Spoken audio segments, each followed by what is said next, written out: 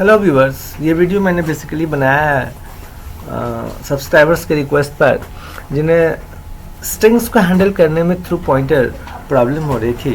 Subscribers के request थे कि सेंटेंस को हम लोग पॉइंटर के थ्रू सी में जो हैंडल करते हैं वो कैसे करते हैं। देखिए, स्ट्रिंग्स को इनपुट करने के लिए जो stdio.h हमारी हेडर फाइल्स हैं, ये header files special function provide करती है whose name is get as for strings का मतलब है embedded space, collection of characters में embedded space हो। जैसे I am a student, यहाँ दो स्पेसेस दिख रही है, I के बाद और M के बाद। तो इस तरह के जो कलेक्शंस हैं कैरेक्टर्स के, उसे हम लोग कहते हैं स्ट्रिंग्स। अब बात आती है कि जब भी स्ट्रिंग्स को इनपुट लेते हैं तो ये स्ट्रिंग्स हमारा जो फर्स्ट कैरेक्टर स्टोर करता है, जो इनपुट करते हैं फर्स्ट कैरेक्टर, वो वेरिएबल के 0 इंडेक्स के एड्रेस पर स्टोर होता है। तो अब हम लोग क्या करते हैं कि एक कैरेक्टर ले लिए वेरिएबल 100 लेंथ का, एक पॉइंटर p ले लिए, और चूंकि लेंथ काउंट करने हैं स्ट्रिंग्स के, हमने कितने कैरेक्टर्स को इनपुट किए, तो उसके लिए एक लेंथ नाम का वेरिएबल ले लेते हैं, उसकी वैल्यू इनिशियलाइज कर देते हैं 0, फिर देते हैं इंटर सेंटेंस। अब यूजर यहाँ से सेंटेंस अपना इनपुट करेगा।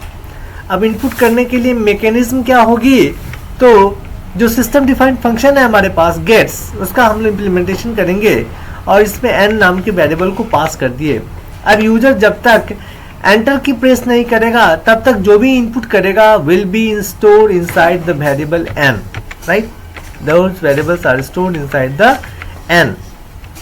तो n के 0 यानी पहला कैरेक्टर का एड्रेस को पॉइंटर p में असाइन कर दिया, तो जो पहला कैरेक्टर इनपुट करेंगे उसका एड्रेस आ गया p के पास।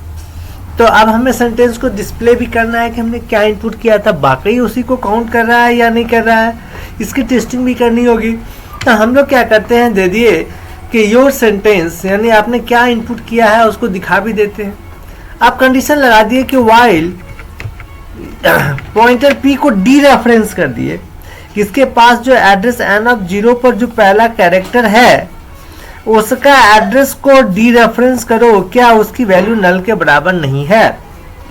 तो निश्चित रूप से हमने अगर a b c something like this या स्पेशल सिंबल कैरेक्टर कुछ भी प्रेस करेंगे तो वो नल के बराबर नहीं होगा। तो ये कंडीशन हो गया ट्रू कि वो नल के बराबर नहीं है, तो आकर के उसको प्रिंट कर दो। अब ये एड्रेस को तो हमने ले लिया, अब इसका नेक्स्ट एड्रेस चाहिए, तो इस एड्रेस में अगर +1 कर दें तो नेक्स्ट एड्रेस मिल जाएगी। तो हमने कर दिया p++, यानी कि पॉइंटर p का जो एड्रेस था उसको 1 इंक्रीज कर दो, बिकॉज कैरेक्टर 1 बाइट साइज लेता है और जो नेक्स्ट एड्रेस होगी विल बी आफ्टर 1 बाइट।